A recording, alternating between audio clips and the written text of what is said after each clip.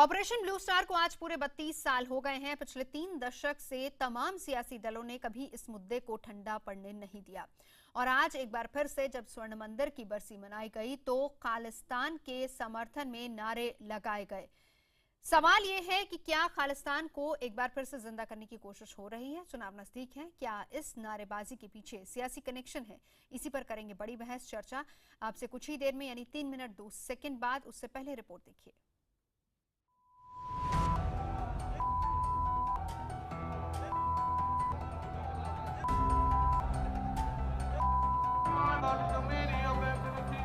अमृतसर के स्वर्ण मंदिर में गुरबानी की मिठास घुल रही है। इस बीच मंदिर के इस हिस्से में कुछ हलचल हो रही है। कौन है ये लोग? आखिर किस तरह की हलचल है ये? जवाब है दल खालसा। आपको बता दें कि ये लोग दल खालसा के सदस्य हैं और खालिस्तान आंदोलन के समर्थक, और इन लोगों ने स्वर्ण मंदिर में खालिस्तान के समर्थन में नारेबाजी की।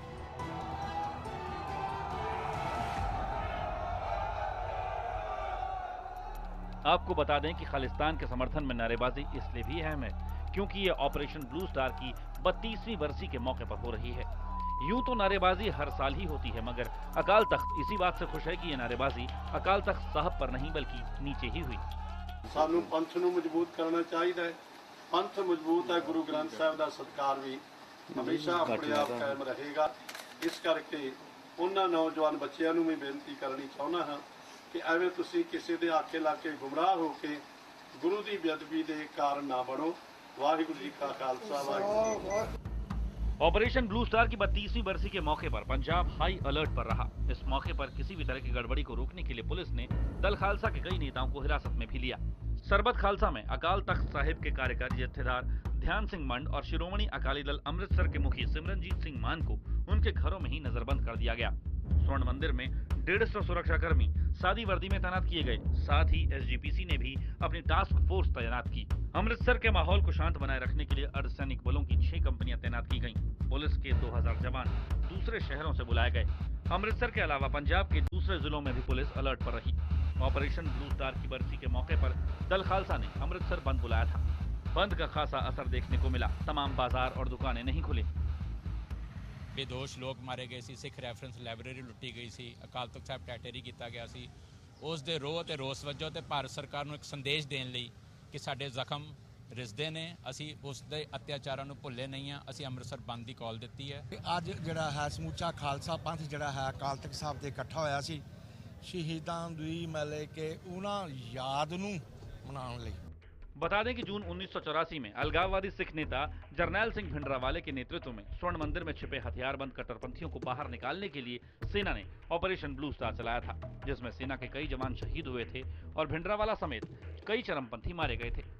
आज भी पंजाब का एक बड़ा तबका भिंडरावाले को शहीद के रूप में देखता है।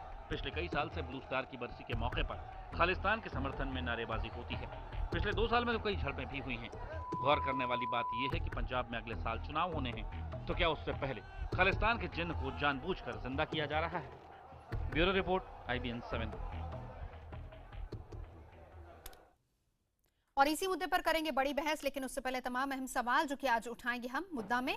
क्या खालिस्तान के मुद्दे को चुनावी रंग देने की कोशिश हो रही है? बड़ा और अहम सवाल ये, क्या सियासी पार्टियां खालिस्तान के बहाने अपनी राजनीति चमका रही हैं? एक अहम सवाल ये कि इतने साल बाद भी क्या सिख समुदाय में खालिस्तान की मांग की कोई भावना जिंदा है या नहीं? बड़ा सवाल ये कि अलगाववाद की भड़कती चिंगारी के लिए क्या सरकारें जिम्मेदार नहीं है? और एक अहम सवाल, क्या तमाम सरकारें खालिस्तान समस्या का हल निकालने में नाकाम रही हैं?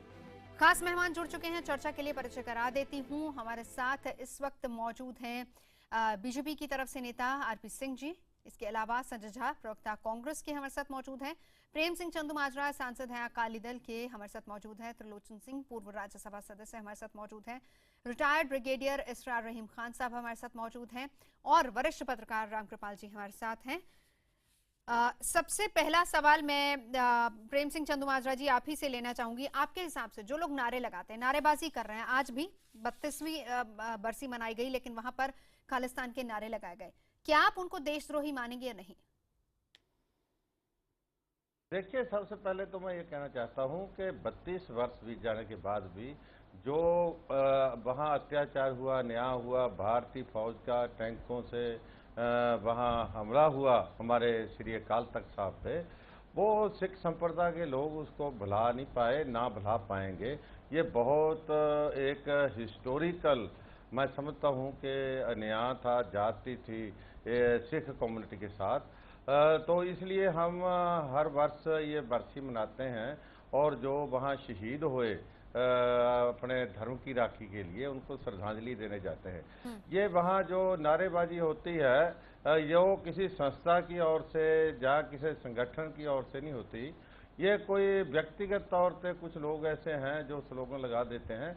इसमें ना तो कभी श्रोमणी अकाली दल, ना श्रोमणी गुरुद्वारा प्रबंधक कमेटी, ना श्री अकाल तख्त साहब, दो चीजें आप कह रहे हैं, दो है। चीजें कह रहे हैं प्रेम सिंह चंदूमाजरा जी। एक तरफ से तो आप सपोर्ट भी कर रहे हैं कि देखिए वो लोग इसको भुला नहीं पाए हैं, और दूसरी तरफ ये कह रहे हैं कि उसमें देखिए ये इसको सपोर्ट करने की बात नहीं है, ये हमारी भावना है, ये हमारे जख्म है जो भारत सरकार ने 32 वर्ष पहले। यानी आपको ऐसा नहीं लगता कि वो देशद्रोही, आपको लगता है वो देशद्रोही नहीं, ये उनकी भावना है जो मरकर आ जाती है। ठीक है, मैं आरपी सिंह जी आपके पास आना चाहूंगी। देशद्रोही तो बहुत है जिन्होंने हमला किया, देशद्रोही तो बहुत है। देशद्रोही वो थे, आप ये कह रहे हैं, इसका जवाब लेंगे। धर्म की प्रोटेक्शन में ठीक है, ठीक है, आपने कहा देशद्रोही वो थे जिन्होंने हमला किया। आरपी सिंह जी, यही सवाल मैं अगर आपसे पूछूं तो क्या जवाब है आपका? धर्म की प्रोटेक्शन में करते उसको देशद्रोही कैसे कह सकते? ठीक है, ठीक है, आरपी सिंह जी। इस सारे में सबसे बड़ा देशद्रोह तो कांग्रेस ने किया था देश के साथ, अपनी वोट की राजनीति के चलते हुए सिखों को बदनाम कर कर उनको, सिखों को आतंकवाद और राष्ट्र विरोधी पेंट करने की उनकी चाल थी है। और उसमें वो कामयाब भी हुए, हम तो मानते हैं उसमें वो कामयाब हुए। और उनकी पूरी सोची समझी चाल के अंतर्गत हुआ। मैं तो लगातार कहता हूँ कि जो 84 के अंदर और 84 के बाद जो सब कुछ हुआ, उसका कारण सिर्फ कांग्रेस था और कांग्रेस की वोट की राजनीति थी। और आप ध्यान करें 1984 से पहले जब भी चुनाव हुए वो मिनॉरिटी वोट और शेड्यूल कास्ट वोट के बेसिस पे चुनाव जीते जाते थे। ठीक है, आपने आरोप लगाया कांग्रेस नहीं। आरपी सिंह जी देखिए, सभी को इंक्लूड करूंगी, फिर आगे चलेंगे, फिर आप सारी बातें एक साथ कर देंगे तो उसका जवाब लेना मुश्किल हो जाता है। आप मेरी बात सुनिए, मैंने जो पहला सवाल आपसे किया है आपने उसका जवाब दे दिया। जरा संजय जी को मौका देते हैं, क्योंकि आप दोनों ये बात कह रहे हैं। पूरा 1 घंटा रहेंगे, हम आपसे बातचीत करेंगे। आरपी सिंह जी, रिक्वेस्ट कर रही हूँ, बाकी लोगों को भी इंक्लूड कीजिए। कांग्रेस ने, ठीक है, ठीक है, आपने आरोप लगाया, जरा उनको इंक्लूड कर ले। कांग्रेस ने इस पर सियासत की और कांग्रेस ने सियासी रोटियां सेकी पूरे ब्लू स्टार के लिए। कांग्रेस रिस्पॉन्सिबल थी, और आज अगर इस तरीके की नारेबाजी होती है तो ये लोगों की, सिखों की भावना है, इस वजह से ऐसी नारेबाजी होती है। रिस्पॉन्सिबल कांग्रेस। संजय झा, जवाब रख दीजिए। देखिए, मैं संक्षेप में इतना ही कहूँगा कि मैं भारतीय जनता पार्टी की जो घटिया राजनीति है उस पर मैं टिप्पणी नहीं करना चाहता। देखिए, सच्चाई तो यही है कि केंद्र सरकार, जहां पर भारतीय जनता पार्टी सबसे बड़ी एक कंपोनेंट है एनडीए की, उन्होंने पंजाब सरकार को लिखा कि आपके राज्य में अतिवादी और आतंकवादी को बढ़ाया दिया जा रहा है, और भारतीय जनता पार्टी राज्य सरकार में भी है। तो यह राजनीति कौन कर रहा है और क्यों कर रहा है, ये तो आप भारतीय जनता पार्टी से ही पूछें। परंतु देखिए, चिंताजनक बात यह है कि गुरदासपुर और पठानकोट में आतंकवाद हमले हुए हैं, और यदि ये अगले साल के चुनाव को लेकर श्रोमणी अकाली दल या बीजेपी अभी राजनीति करना चाहती है तो हम समझते हैं कि ये तो पाकिस्तान के हाथ में आप खेल रहे हैं। क्योंकि सबसे यदि खालिस्तान, यदि उस मूवमेंट को यदि कोई भी ज़्यादा उत्तेजित करने का कोशिश करेगा तो वो हमारे दुश्मन है। तो यदि हम अपने अंदरूनी जो भी हमारे बीच में मतभेद हो, उससे यदि आपका पड़ोसी जो आपके विरुद्ध है उसका फायदा उठाए, तो इससे ज्यादा शर्मनाक बात और क्या हो सकता है। ठीक है, आरोप आप ही पर लग रहे हैं। आरपी सिंह जी, जवाब रख दीजिए, फिर मैं त्रिलोचन सिंह जी के पास जाऊंगी। कैप्टन अमरिंदर सिंह कनाडा जाकर किसके गुरुद्वारे के, कौन से गुरुद्वारे में जाकर भाषण देते हैं, ये बता दीजिए। ये बता दीजिए कि 1984 से पहले जितना हथियार असला गया, क्या उस समय सरकार किसकी थी केंद्र और वहां पर? तो आपकी पूरी सोच में, तो जो बात आपने मेरी काट दी, ये देश में पहली बार 1984 को रचकर मेजॉरिटी वोट लेकर सीटें जीतने की कोशिश की, क्योंकि 1971 में इन्होंने देख लिया था कि हम माँ दुर्गा पेश कर सकते हैं इंदिरा गांधी को, इस पर हम सिखों को लताड़ कर, सिखों को तंग कर कर हम फिर वापस से इंदिरा गांधी को पोतो, उनकी रणनीति खराब हो गई। ये तो कोशिश तो वही थी, और उसका रिजल्ट बाद में देखा भी कि राजीव गांधी जिस वोट से जीता, जितनी सीटें आई, उसका कारण था। और उसके बाद जिस ढंग से सिखों को प्रताड़ित किया गया, लगातार सिखों को जिस ढंग से पोता गया कि आतंकवादी हैं, पूरी सिख कौम को आतंकवाद के नाम से पोत दिया गया, ये उसका नतीजा है। ये आज जो हो रहा है उसका नतीजा है। संजय झा, आज जो कुछ भी हो रहा है ये उसी का नतीजा है, ये कह रहे हैं आरपी सिंह जी। जवाब रखिए। देखिए, मैं तो इतना ही कहूँगा कि भारतीय जनता पार्टी ने देश में जिन्होंने कुछ उनके जो वो चाहते हैं वो जब नहीं बोलते हैं तो कहते हैं वो देशद्रोही हैं। तो ये कितनी पाखंडी पार्टी है, कितनी झूठी पार्टी है कि जब पंजाब में आज आपने खालिस्तान का नारा पहली बार नहीं सुना है, ये पिछले 2-3 साल से हो रहा है और ये रफ्तार बढ़ता जा रहा है।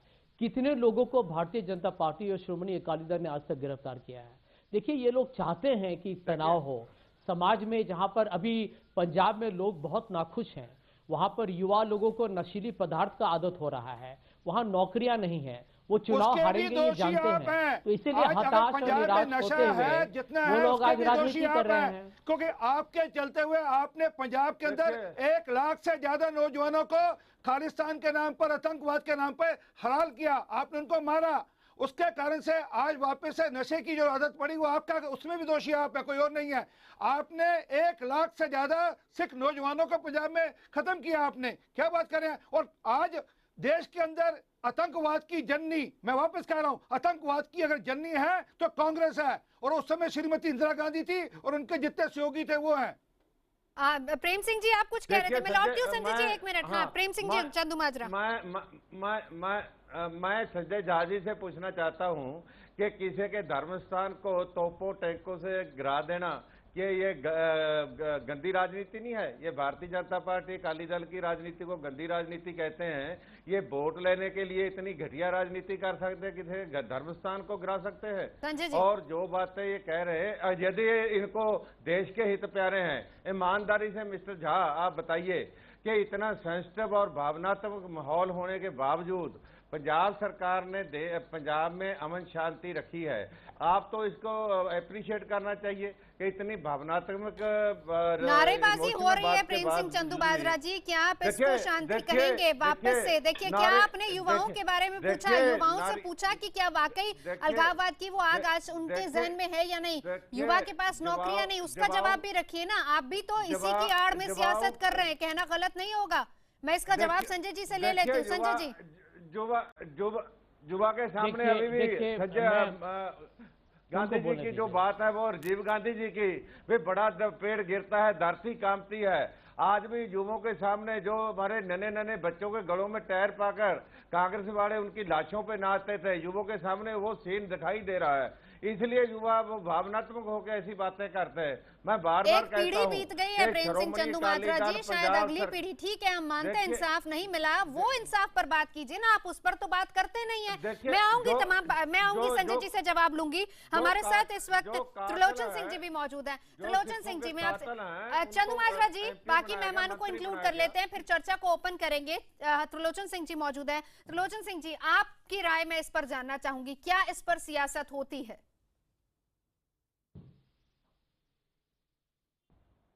देखो, पहली बात तो मैं ये कहना चाहता हूँ कि सारे देशवासियों को पता है कि सुप्रीम कोर्ट ने पीछे ये केस गया था कि क्या खालिस्तान जिंदाबाद नारा लगाना क्रिमिनल है। सुप्रीम कोर्ट ने क्या, anybody can raise this slogan, तो इसलिए स्लोगन मॉन्गरिंग क्रिमिनल एक्ट नहीं है। लेकिन एक बात सारे मीडिया को पता होनी चाहिए कि ये चंद लोग हैं, ओनली फ्यू पीपल ये जो स्लोगन लगाते हैं। खालिस्तान के नाम पे जो पार्टीज पंजाब में प्रचार करती हैं वो असेंबली इलेक्शन, पार्लियामेंट इलेक्शन और हमारी सिखों की गुरुद्वारा प्रबंधक कमेटी के इलेक्शन में खड़े होते हैं, लेकिन कभी कोई सीट जीत नहीं पाते। इट मीन कि जो सिख कम्युनिटी है, सिख कौम सारी की सारी देश के साथ खड़ी है और वो खालिस्तान के हक में नहीं है। पर इस बात का हम प्रचार नहीं करते, प्रचार हम करते हैं चंद लोगों का। मैं इस बात के, जो आपने कहा, हक में हूं कि इस नाम पे राजनीति नहीं करनी चाहिए। अगर ये राजनीति करेंगे तो नुकसान देश का होगा। लेकिन आज का जो वाकया है वो है कि आज दरबार साहब अमृतसर पे हमला हुआ था, लेकिन मुझे ये दुख के साथ कहना पड़ता है कि कनाडा ने तो 100 साल पहले कामागाटा मारू जहाज के वाकया की माफी मांगी, पर आज तक भारत की पार्लियामेंट में सरकार ने सारे नेशन की तरफ से एक माफीनामा अभी तक नहीं लाए। ये सबसे बड़ा हल मैं मीडिया से अपील करता हूं कि सारा देश इकट्ठा होके कहे कि जो 1984 में चाहे दरबार साहब पे हमला फौज का, चाहे दिल्ली में सिखों का कत्लेआम, इसके लिए देश एक माफी मांगे ताकि ये रोज का रोज काम खत्म हो। हम हर जी। साल यही बात करके त्रिलोचन खत्म कर जी। लेते हैं। जी। आज देश में नई सरकार है, ठीक है। इस सरकार पे अकाली दल इनके साथ खड़ा है, तो इस सरकार को चाहिए कि एक रेजोल्यूशन लाएं और ये बात खत्म करें। ठीक है, मैं बाकी लौटती हूं आपके खालिस्तान पास। मूवमेंट से आपको कोई डर नहीं होना चाहिए। सिख सारी कौम एक तरफ है और सिख किसको ठीक है, नहीं चाहते। एक तरफ है। मैं हमारे साथ रामकृपाल जी भी मौजूद है, आऊंगी रामकृपाल जी। और इस बात मैं के मैं लिए लौटती हूँ, कोई भारत को एक डर मिनट नहीं लौटती हूँ त्रिलोचन सिंह जी। ब्रिगेडियर रिटायर्ड इसरार रहीम खान साहब हमारे साथ मौजूद हैं। और इसरार साहब, मैं आपसे ये जानना चाहूंगी कि इतने सालों बाद अगर ये मुद्दा आज भी उठ रहा है, सबसे पहले तो ये बताएं कि आपको लग रहा है कि इस पर सिर्फ सियासी रोटियां सेकी जा रही हैं, वाकई लोगों के जहन में ये मुद्दा आज भी जिंदा है? देखिए, मैं तो एक सिपाही हूँ इस देश का, और मुझे ये बड़ा अफसोस है कि 32 साल बाद भी एक राष्ट्रीय इशू को उसका जो है राजनीतिकरण किया जा रहा है, और उसमें हर पार्टी शामिल हो रही है, चाहे वो गवर्नमेंट में हो या अपोजिशन में हो। हमें चाहिए कि हम राष्ट्रीयवाद पे जोर दें, और ये ऑपरेशन ब्लू स्टार को उस वक्त की सिचुएशन में एक ऐसा कदम समझें जिससे कि भारतवर्ष को टूटने से बचाया गया, और एक नया मुल्क, एक होस्टाइल कंट्री जो कि हमारे बाजू में खड़े होने की पूरी आशंका थी, उसको रोका गया। तो आप उस नजर से देखिए, इसमें मुझे राजनीति में कोई कमेंट नहीं करना है, ना मैं करना चाहता हूं। जैसे मैंने कहा, मैं एक सोल्जर हूं। मैं आज के दिन आप जैसे उन लोगों को ये बयान नहीं देना चाहिए। साहब, ये आप लोगों को बात करने की आदत ज्यादा है। Don't justify attack please listen to me. Golden Temple. नहीं, आपको बात करने की आदत है, मुझे नहीं है। ये गलत बात कर रहे हैं आप। नहीं, मैं बिल्कुल सही बात कर रहा हूँ, मैं बताता हूँ। डिफेंड करने का टाइम नहीं है, हाजिर हुआ सरकार को हूँ, डिफेंड ना करो। मैं यहाँ पे हाजिर हुआ हूँ जनाब। 83 आप तो देश में भड़काने की बात कर रहे हैं, जवान इंडियन आर्मी के शहीद हुए, ऐसे उनको श्रद्धांजलि पेश करने के लिए हाजिर हुआ हूँ। और उसमें 250 जो थे हमारे फौज के जवान, उनका सहमत नहीं है वो लोग। मैं आपसे जानना चाहूंगी रामकृपाल जी, इस पूरे मुद्दे को लेकर क्या वाकई आपको लगता है कि आज का यूथ जो है उसके जहन में ये अलगाववाद की आग है, या फिर इसको पॉलिटिसाइज किया जाता है हर बार चुनावों से पहले? अगले साल चुनाव होने पंजाब में। देखिए, अभी भाई त्रिलोचन जी ने बहुत अच्छी बात कही थी। पूरी दुनिया में मैं बता दूं आपको, किसी भी जगह पे, इवन पाकिस्तान में भी जब इलेक्शन होता है तो इस तरह की ताकतों को जो होती हैं वो 2% से ज़्यादा कभी वोट नहीं मिलते हैं। हाँ। ये क्या होता है कि मेजॉरिटी जो शांत होती है वो बोलती नहीं है, इसलिए हमेशा इस तरह के फ्रिंज एलिमेंट या जो इस तरह के होते हैं, और चूंकि सत्ता उनको हवा देती है। आप ये देखिए, एक जो सवाल आपने किया था, क्या उस घटना को फिर से देखिए, घटना इतनी बड़ी थी, चाहे उसका समर्थक हो या चाहे विरोधी हो, घटना कोई भूल नहीं सकता। बिल्कुल, हाँ। याद रखिए, इंदिरा जी ने खुद कहा था, नेसेसरी इविल, एक खराब कदम, एक बुरा कदम उठाना पड़ा, लेकिन मजबूरी थी उठाने की। हाँ। जिस चीज को अभी त्रिलोचन भाई बहुत अच्छी बात कर रहे थे, जिस चीज को आपकी उस समय के प्रधानमंत्री ने खुद ही स्वीकारा था कि एक गलत कदम उठा है, लेकिन इसके करने के सिवा कोई चारा नहीं था। हाँ।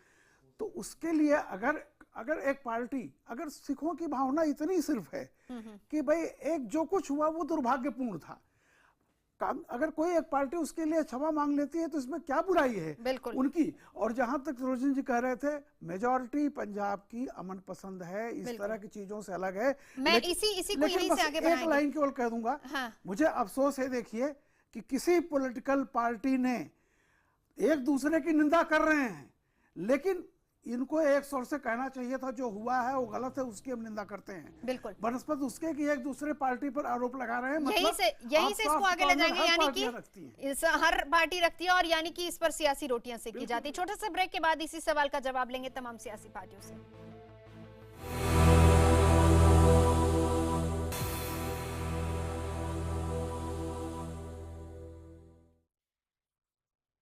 ऑपरेशन ब्लू स्टार की 32वीं बरसी और इसी पर हम कर रहे हैं चर्चा, क्योंकि आज एक बार फिर से खालिस्तान के नारे लगे हैं। क्या इसको जस्टिफाई किया जाए या नहीं? अलगाववाद की भड़कती चिंगारी के लिए क्या सरकारें जिम्मेदार है? ये एक अहम सवाल है जो कि हम उठा रहे हैं। रामकृपाल जी क्या कहेंगे? अगले साल चुनावों का साल है और उससे पहले क्या आपको लग रहा है कि आज भी अगर ये चिंगारी उठती है तो सिर्फ पॉलिटिशियंस के बीच में उठती है, यानी आम लोगों का कोई वास्ता नहीं, आम लोग सिर्फ और सिर्फ बुनियादी चीजों की मांग करते हैं? नवजोत जी देखिए, ऐसा होता है कि चीज़ें समाज में रहती हैं हर कहीं न कहीं से, उनको उनका अनुकूल मौसम कब होता है, आग पानी जिसको कहते हैं खाद पानी, उनको कब मिलना शुरू होता है। जो आपने चुनाव की बात की, सबको पता है चुनाव होना है। इस समय देख लीजिए, आप सीधे सवालों का कोई जवाब नहीं देता है। हाँ। इसमें कांग्रेस के लिए बड़ा आसान है बीजेपी पर अटैक करना। हाँ। और बीजेपी के लिए बड़ा आसान है कि सारा ठिकरा कांग्रेस के सर पे फोड़ देना। उस सवाल पे कोई भी नहीं जाता है कि भाई कोई भी पॉलिटिकल पार्टी हो, सच्चाई ये है कि जो गलत है गलत है, उसको खुलेआम निंदा करना उसकी, या ये कहना कि सरकार करे, वो कार्रवाई करे। तो कुल मिलाकर के एक जो मासूमियत इस समय पॉलिटिकल पार्टीज का एक आप कहते हैं अप्रत्याशित उदारवाद दिखाई पड़ रहा है इस घटना के प्रति, वो सिर्फ इस बात से है कि कहीं भी अगर हमारे 10 वोट भी खराब ना हो, इस मोह में पॉलिटिकल पार्टीज बड़ी टॉलरेंट हो जाती हैं ऐसे मौकों पर। जी आरपी सिंह जी बताएं क्या कह रहे थे? मैं बड़ा स्पष्ट कहना चाहता हूं, हम हर इस प्रकार की घटना की निंदा करते हैं। जो खालिस्तान के देशद्रोह के मामले में होगा उसकी हर घटना की निंदा करते हैं और उस पर सख्त से सख्त कार्रवाई हो इसकी भी चिंता करेंगे। और आपके ध्यान में लाने जो त्रिलोचन जी ने बात की, कार्रवाई कहाँ होती है? आप खुद देख लीजिए ना, सरबत खालसा होता है उसमें नारेबाजी होती है, खुद अकाली दल, आप तो सहयोगी हैं दोनों, आप तो सहयोगी है ना दोनों। एक मिनट सुन लीजिए, वो सबके सब लोग अरेस्ट कर लिए जाते हैं। वाले के सहयोगी के साथ जो कुछ हुआ, गोली लगी, उसके बाद क्या कार्रवाई हुई? अब इसका जवाब भी आपसे और चंदुमाजरा जी जो दोनों से ही बनता है। मैं जवाब दे दूंगा, आप चाहेंगे जवाब दे दूं मैं? आप ये ध्यान करिए कि वो उनमें से वो लोग अरेस्ट भी होते हैं और उसको चलाने वाले कांग्रेस के ही लोग हैं जो जाकर वहां बैठते हैं उसके मंच के ऊपर सरबत खालसा के लिए, और जिसमें खालिस्तान करने लगते हैं वो कांग्रेस के ही एमएलए थे। सीकरी साहब हमारे नहीं थे वो। परंतु दूसरी जो मैं बात कहना चाहता हूँ आपसे, ये ध्यान रखिए, ये एलिमेंट बहुत कम और छोटा है। अगर याद करिए, जगजीत सिंह चौहान खालिस्तान के जो सो कॉल्ड करता धरता हुआ करते हैं, हिंदुस्तान आए 2001 में, 2007 में इलेक्शन में लड़े और पता नहीं आज जगजीत सिंह चौहान का कोई नाम नहीं लेता। तो इसलिए चिंता मत करिए, पंजाब के अंदर एक सुधार भावना है, एक माहौल अच्छा है। ये कुछ छोटा सा कोई एलिमेंट है, उसकी वहाँ की सरकार अच्छी चिंता कर रही है और आगे भी चिंता करती रहेगी। और हमारे रहते हुए किसी प्रकार के भी देशद्रोह को कोई छूट मिलेगी नहीं। परंतु इसकी जननी पूरी की पूरी, मैं वापस कहता हूँ, वो पंजाब के अंदर 1 लाख युवक मरे आज नशे के अंदर, जो दिक्कत है, जहाँ जो 84 हुआ, मैं अभी एक ब्रिगेडियर साहब कह रहे थे, उनसे भी निवेदन करना चाहता हूँ। उन्होंने तो सिर्फ सरकार का ऑर्डर का आदेश का पालन किया, परंतु क्या ये सोचा गया जब ऑपरेशन ब्लैक थंडर हुआ उसमें कोई मारने की जरूरत नहीं पड़ी? आपने सिर्फ दरबार साहब को घेरा और बाहर आतंकवादी आपने फ्लैश आउट कर लिए। ब्रिगेडियर साहब जवाब देना चाह रहे हैं, नहीं कर लिया आपने? ठीक है, जवाब रखिए। आरपी सिंह जी, मैं आपको बताना चाहूंगा कि पहले तो ऑपरेशन ब्लैक थंडर तकरीबन पूरे 4 साल बाद हुआ। जी ऑपरेशन ब्लू स्टार के, इस बात को आप मानेंगे? बिल्कुल। उसके बाद जब ये ऑपरेशन ये थंडर हुआ तो इसमें ना तो भिंदरा वाले थे अंदर, ना शबेक सिंह जो उनके मिलिट्री कमांडर थे वो थे अंदर। तो जो अपोजिशन था उनके पास ना तो हथियार थे, ना वो मोर्चाबंदी हुई थी जो कि ब्लू स्टार के टाइम पे हुआ था। आपका ध्यान नहीं उस समय? तो मैं ये आपसे अर्ज कर रहा हूं कि कंपेरेबल नहीं है। अपने मुद्दे पर आते हैं। संजय झा कुछ कहना चाह रहे थे, वापस इसी मुद्दे पर आते हैं। क्यों चुनावों के समय में ये जन बाहर निकल कर आता है? संजय झा जवाब देना चाह रहे हैं आरपी सिंह जी के सवाल का। संजय जी बोलिए। आरपी सिंह जी, ठीक है, आरपी सिंह जी लौटूंगी आपके पास, संजय जी को जवाब रखने दीजिए। संजय जी। हाँ, देखिए, मैं तो यही कहूँगा कि वर्तमान चुनौती जो पंजाब के लोगों के सामने है वो है बेरोजगारी, नशीली पदार्थ को हटाना, आतंकवाद या उग्रवादियों पर जिस तरीके का एक मुलायम, एक ढीला सा रुख जो राज्य सरकार ने रखा है, उस पर वो चिंताजनक एक विषय है। और देखिए, यहाँ पर भारतीय जनता पार्टी के प्रवक्ता, अरे अब जरा सुनिए ना 2 मिनट, आप बीच में कहे टोकते हैं? 2 मिनट सुनिए। उस सम्मेलन में भाग अब आप बीच में चिल्लाइएगा, चिल्लाने से देखिए हकीकत नहीं बदलता है। सिंह जी भाषण देते हैं, फिर शुरू हो गए आप।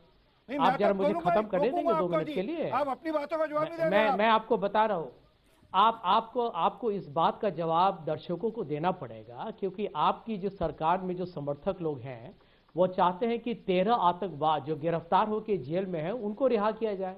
आप चाहते हैं कि भुल्लर जी को रिहा किया जाए। अरे ऐसे कहीं होता है? आतंकवाद लोगों को आप सीधा रिहा करना चाहते हैं।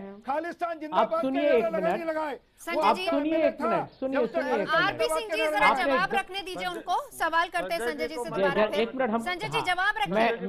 मैं इनको, हाँ 1 मिनट, यहाँ पर 13 आतंकवाद को रिहाई किया जाए, भुल्लर को रिहा किया जाए, और गणतंत्र दिवस जो भारत का इतना ऐतिहासिक दिन है उसको पंजाब में ढेर सारे जो ऐसे अतिवादी लोग हैं कहते हैं कि उसको काला दिन बनाया जाए, और ये लोग किसी को न गिरफ्तार करते हैं न कोई कदम उठाते हैं।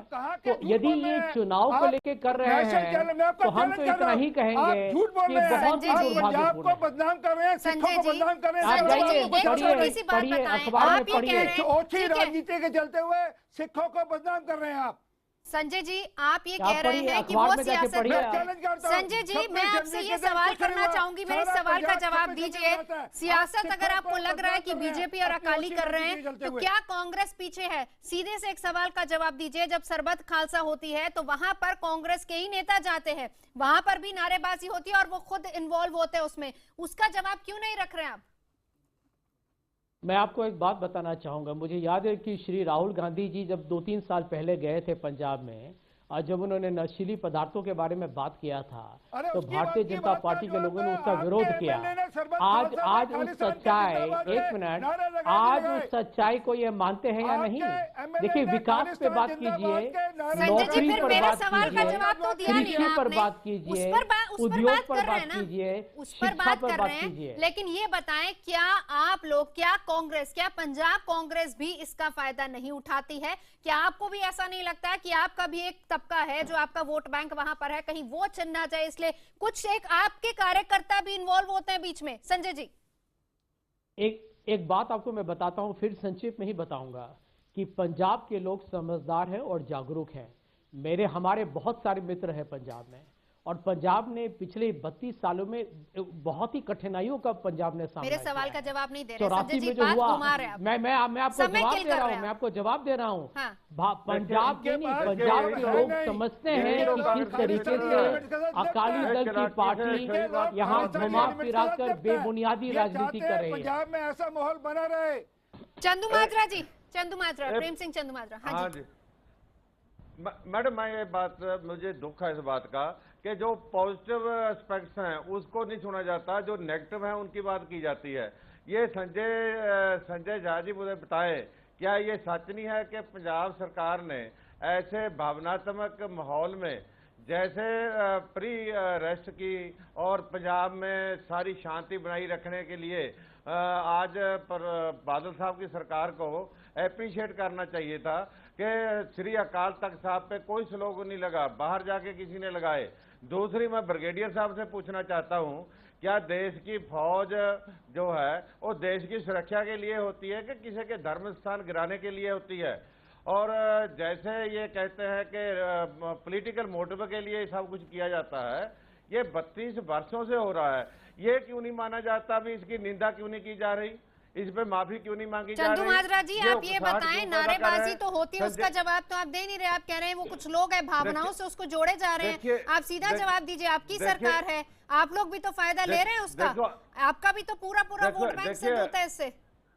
देखिए, इसको बिगाड़ के पेश न किया जाए। सही बात तो यह है भी इस बार से बड़े शांति से वहाँ जो समागम हुआ है और सरकार ने पूरे बंदोबस्त किए हुए थे। ब्रिगेडियर साहब जवाब रखेंगे, बोलिए। ब्रेक लेना है मुझे। दूसरी बात, बोलिए बोलिए, आप सुन तो लीजिए। आप बोलिए सर, मुझे ब्रेक लेना है, बोलिए। ये जो है ना, मेहरबानी करके इंडियन आर्मी को निशाना मत बनाइए।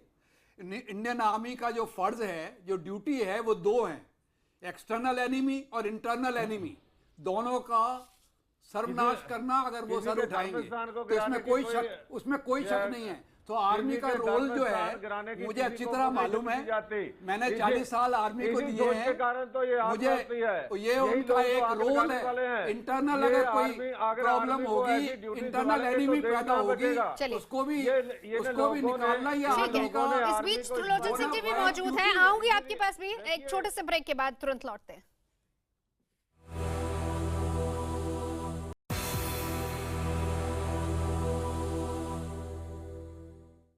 त्रिलोचन सिंह जी हमारे साथ मौजूद हैं। 32 साल हो गए हैं ऑपरेशन ब्लू स्टार को और उसी को लेकर आज हम चर्चा कर रहे हैं। त्रिलोचन सिंह जी, मैं आपसे जानना चाहूंगी एक सवाल जिसका संक्षेप में मैं जवाब आपसे चाहूंगी, क्या आपको लगता है कि इस मुद्दे को, क्योंकि लोग आज भी इंसाफ के लिए तरस रहे हैं और इसको लेकर सियासी रोटियां सेकी जा रही, इस बात से आप इत्तेफाक रखते हैं? मैं आपको थोड़ी सी 1 मिनट अगर मुझे दें जी। अभी संजय झा जी का मैं अप्रिशिएट करता हूँ, is a very enlightened person. Brigadier साहब ने भी कुछ बातें कही हैं। एक बात वेरी क्लियर कि ब्लू स्टार डिफेंड नहीं हो सकता।